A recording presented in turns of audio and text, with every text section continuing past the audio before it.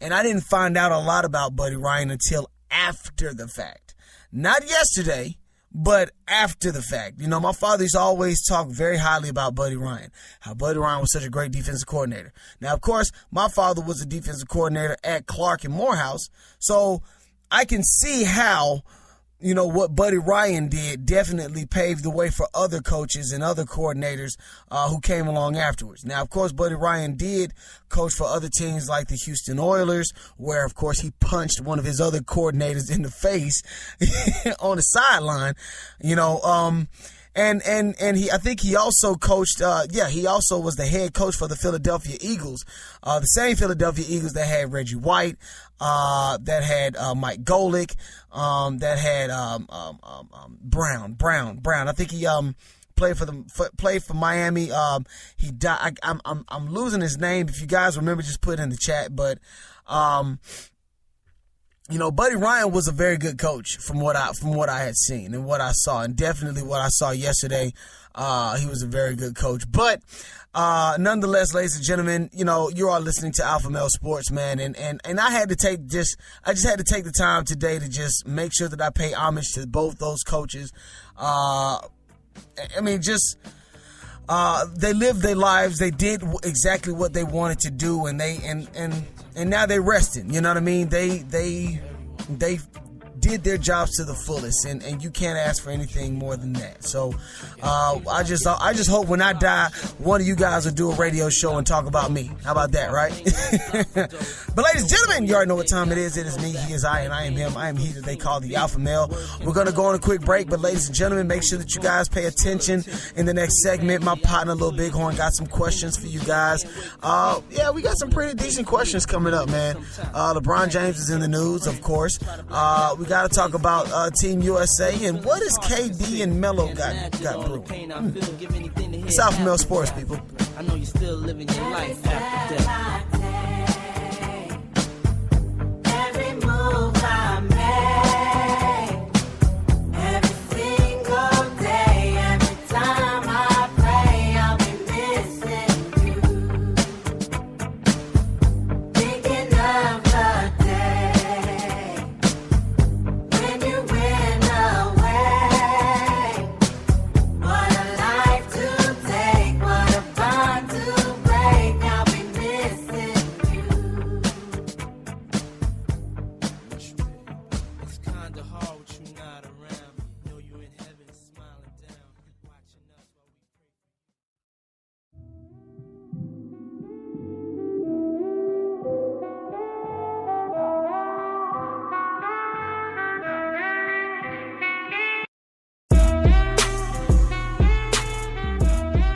Now we back. We are back, ladies and gentlemen. You already know what time it is. It is me, he is I, and I am him. I'm he that they call the Alpha Male. Ha! Yes, ladies and gentlemen, we are back. Second segment of the second installment of AlphaMaleSports on SME, man. It's my second day on the job. It's my second day on the job, man. Definitely appreciate the opportunity once again that Doug has given me for this. And I'm going to take full advantage of it. Definitely, like I said, I appreciate all of the love and support that I got from all of the fans. Well, you know what? I'm not even going to call you guys fans. You guys are family. You know, I appreciate you guys, man. Definitely. I appreciate every last bit of it. So, once again, man, thanks, guys. So, of course, in the last segment, we did talk about Coach Patt. We did talk, well, no, let me be respectful, Coach Patt Summitt.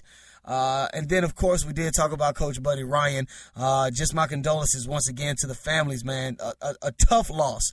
A tough loss, definitely, for Coach Summitt, who had suffered with such a debilitating disease such as Alzheimer's. But for the rest of the show, guys, I do want to try to pick up the pace. I want to make sure that we're still in a lively mode. You know what I mean? I always look at it like this. You know what I'm saying? I don't want to get too religious. I don't want to take out a church or nothing. But, you know, death for the believer is advancement. You know what I'm saying?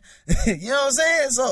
So I really feel as though it should be more of a rejoicing, a celebration of life and the accomplishments and the lives that they have touched more so than a loss. So, you know, I always look at it like this. It's a lesson learned and not a life lost. But anywho, we are going to move on forward, and we're going to get into some more basketball. Right now, basketball is the hot topic. And ironically so, I would choose, the dog days, of sports radio to start my show back on SME. But you know what? That's a challenge that I am willing to take. I am the alpha male. That's what I do. You know what I'm saying? So, anywho, let's go ahead and just jump right into it. Like I said, we're talking about basketball, man, and definitely we got to talk about the men's basketball team, man. The Olympic men's basketball team this year consists of some.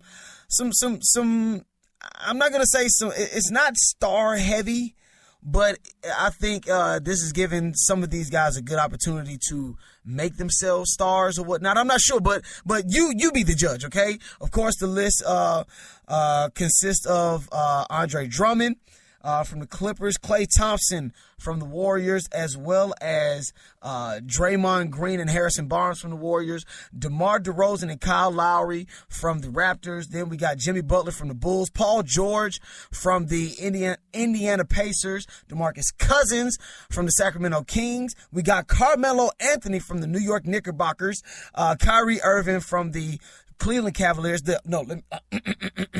The world champion Cleveland Cavaliers. And then, of course, you round that out with Kevin Durant, free agent Kevin Durant. And that's the group of guys. What stands out for me in this group, like I said, is Carmelo Anthony going for his third gold medal, also going in his fourth Olympics. Carmelo Anthony, now it's kind of hitting me that Carmelo Anthony is the veteran. You know what I'm saying? Like, Carmelo Anthony is the wily veteran. That's really kind of hitting me right now, is the fact, because I grew up, not even so much grew up, but I remember when Carmelo Anthony came into the league as a rookie. You know what I'm saying? Him and LeBron James. And now LeBron James, he's the older guy. He's the older vet. Carmelo Anthony, he's an older vet. The rest of these guys are young bucks. You know what I mean? Trying to establish a name for themselves. And Carmelo Anthony has already done that. So that's a very interesting thing to me. You know what I'm saying? And it's really a lot about this group of guys that sticks out to me. But that's neither here nor there. So I'm going to be quiet. And I'm going to let my partner, Little Bighorn, come on and give me his questions. What you got, Little Bighorn? All right, AlphaMale. So, you know that the Knicks did sign Derrick Rose to join Carmelo Anthony next season. Of course you did. Well, of course the Knicks are looking to add to that offseason acquisition. Okay, you know what? I'm going to just stop beating around the bush. What are the chances that Kevin Durant joins his buddy, Carmelo Anthony, and Derrick Rose in New York, creating another big three? Well, Little Bighorn, that's what I was talking about earlier. That's what I alluded to earlier when I was talking about the U.S. men's basketball team, when I was saying that the group of guys seem very interesting to me. And I do find it slightly interesting and somewhat intriguing that Carmelo Anthony and Kevin Durant are on the same team. And ironically so, right about now, it's free agency. And ironically so, Carmelo Anthony could use an extra hand. And, ironically so, Kevin Durant is really like the number one guy in free agency. Well, used to be number one guy until LeBron James did something, and I'm going to get to that in a second. But you guys see what I'm saying? It just seems like the perfect storm. It really seems like the perfect storm. Now, Kevin Durant was not in New York, to meet with any Knicks or anything like that. I don't think that the Knicks had even reached out to Kevin Durant to say that they want to meet with him. But no, he was just there with the men's U.S. basketball teams. Now, Carmelo Anthony, along with him, you know what I mean? It's just very, how can I put it? It's very ironic that they're both there. Now, of course, Carmelo Anthony did dispense the talks and the sayings about whether or not he's trying to recruit Kevin Durant or he's trying to bring Kevin Durant to New York. He actually found in a statement saying, "We're friends. We hang out." Last year, nobody was talking about us hanging out and going out to work out or going to dinner. I don't know why you two are going to dinner together, but that's none of my business.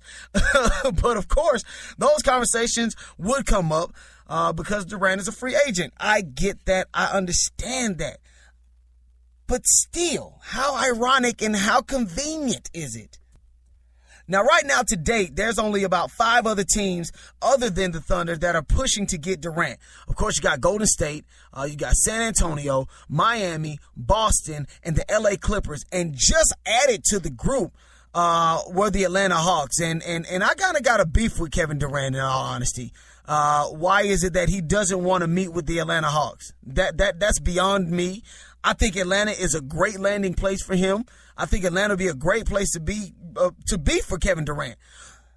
And that is the fan in me. I think I deserve the right to be a fan. If Doug has the right to be a fan of the Los Angeles losers, Lakers. But if he can, be a fan of those, why can't I be a fan of my Hawks? You know what I'm saying? So I really feel as though it'll be a good landing spot for KD to come down here, but that's besides the point. Nonetheless, it's just very ironic to me that, KD and around the same time that KD is on the men's basketball team, the U.S. men's basketball team, Carmelo Anthony is on the U.S. men's basketball team. And I do believe that Carmelo Anthony has some alternative motives. I mean, simple plain, I think he has some alternative motives. Is he wrong for it? No, not at all. All right, AlphaMale, next question. Here it is, man. Yesterday, Doug went on I'm talking about a major rant about why people hate LeBron James. AlphaMale, can you explain your reasoning as to why people hate LeBron James?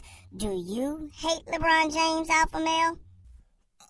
Okay, first off, let me start off by saying this. The comments and views expressed at this time do not reflect that of the AlphaMale, AlphaMaleSports, its sponsors, or anyone in close relation to the AlphaMale. We love LeBron James. Thank you. Okay, so now that I got that out of the way, I'm going to give you guys 10 reasons why people hate LeBron James, okay? So bear with me. It's not going to take long, okay? First off, he's freaking huge, okay? Like, he's the only one in the NBA, like the only player in the NBA that can literally strap up and play a 5 to 10 season career in the NFL right now at this moment, okay? Like, it's totally unfair how big this guy is. No Sandusky, though, okay? I don't get down like that, but the dude is freaking huge, okay? Number 9, his hairline, okay? Maybe not the whole hairline on its own, but, the fact that he's working so hard to save it. Like, just stop. You know what I'm saying? Like, why won't you just, shave it off? Like, just shave all your hair off. Go bald. Jordan did it. Like, for real. Why not even get hair grafts? You know what I'm saying? I don't know where you can get hair grafts from. You might have a hairy chest or whatnot, but just, you can fix it that way. You know what I'm saying? If it's that important to you, get hair grafts. Or take an endorsement deal from Rogaine. I mean, damn. Become a spokesperson for Rogaine. I don't know. Own it. Just own it. You know what I'm saying? The reason why I put this at number 9, mainly because, we just hate seeing it. We hate seeing you fight to keep your hairline. So, and then on top of that, it's just fun to joan the hell out of you because of it. Number 8,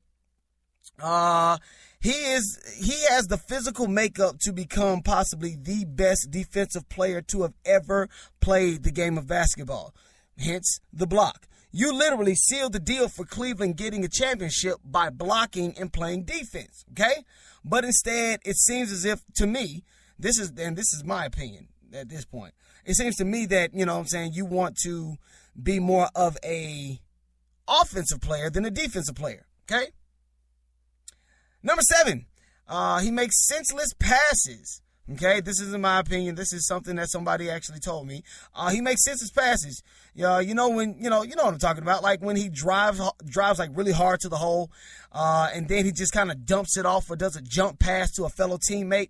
We hate that. Okay. Number 6, he complains way too much over fouls. Yes, I mean let's all admit it. LeBron James is somewhat of a target, for officials. He is mainly because he's so big. And yes, refs do kind of overlook some excessive hand usage or some excessive action on the court when it comes to LeBron James. But he should expect that. You are 6'4", 250 some odd pounds. Like, you're going to have to get used to it. In all honesty, LeBron James, you're just going to have to get used to it. I'm sorry. Number 5, he left Cleveland. And this fall, I'm going to take my talents to South Beach. Enough said. Number 4, he went down to Miami with D. Wade and Chris Bosh. Okay, now Wade had already won a championship. Wade was already the man. Wade owned Dade County. In fact, they named Dade County Wade County. So, I mean, for all of that, LeBron, that's another reason why people hate you, is the fact that you went down to Miami. Okay, number 3, did I mention his hairline?